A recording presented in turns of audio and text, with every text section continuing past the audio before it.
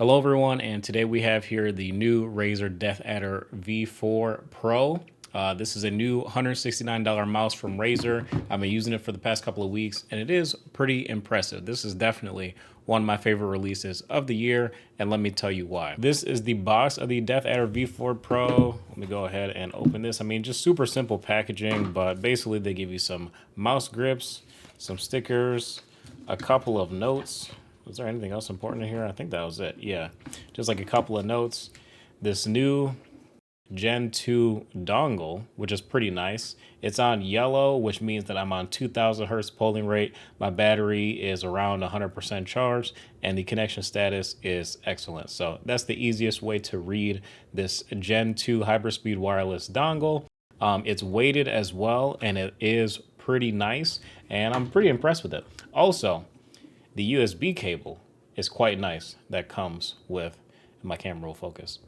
The USB cable is quite nice that comes with this mouse as well. I am definitely going to be using this USB cable to charge the rest of my mice as well whenever I need to. I really hope that I would be impressed with all this because it is, again, $169, but let's see why they are charging this much money for this mouse. So I can't honestly say that I've had any issues using the Deathadder V4 Pro. This thing has been absolutely flawless. Razer does have a few new things as well that I want to mention. So on this mouse, they actually have a optical scroll wheel, which is pretty cool. This is the first time I've ever used an optical scroll wheel on a mouse, and it works pretty well. I'm not gonna go like overly in depth on it. It's a scroll wheel, but it works extremely well. And then their Gen 4 optical clicks are also really nice as well. So let me unplug this so I'm not setting off my computer like crazy while we give you a mic test. I'm also gonna turn off my fan so you guys don't have to listen to that. Gen 4 optical clicks from Razer.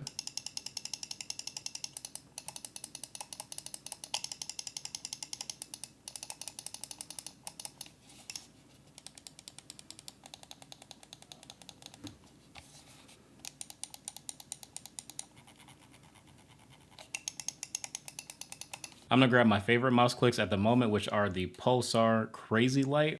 These are featuring my favorite switches at the moment.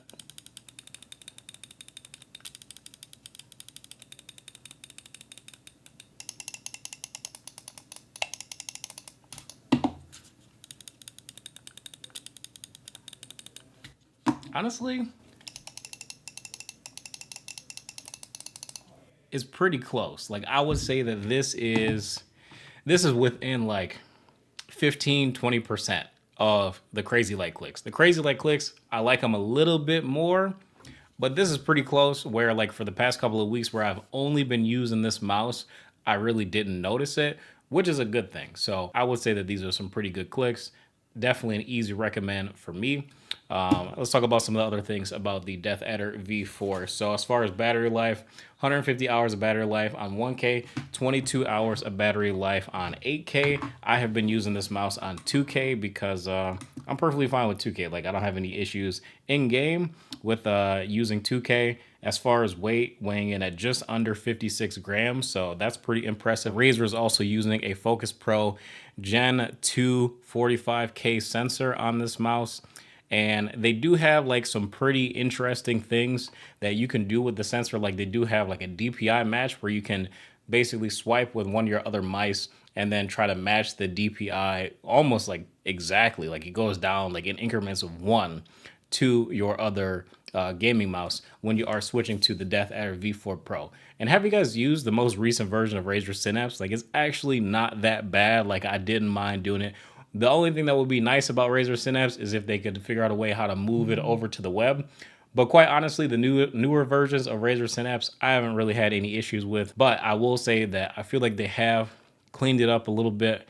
It would still be nice though if they could move Synapse to the web at some point. But basically, this is just all the quick notes that I took on the Deathadder V4 Pro. We've been doing mouse reviews for years.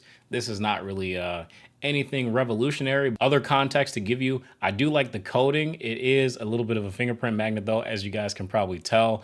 But if you are afraid of fingerprints, then you should probably use those mouse grips. But it does wipe off pretty easily. All right, here's the microfiber. Let's go ahead and hit this bad boy.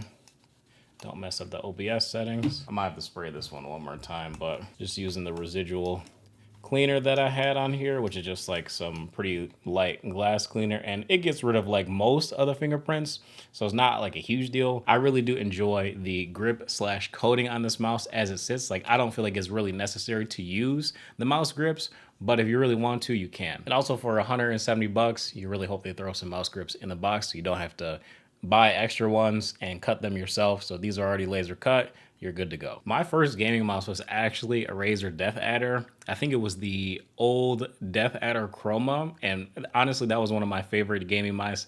I didn't upgrade for over a year, and I used that one. Now, granted, I was just editing most of that time. Like, at that point in life, I was still using controller for the most part, but it was a really good mouse, and it was really comfortable when I was using it for literally everything else on the PC other than just playing games.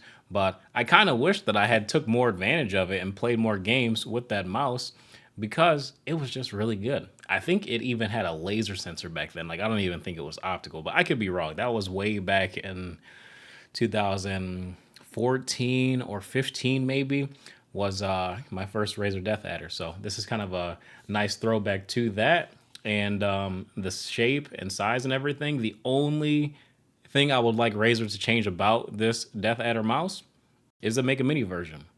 That's it.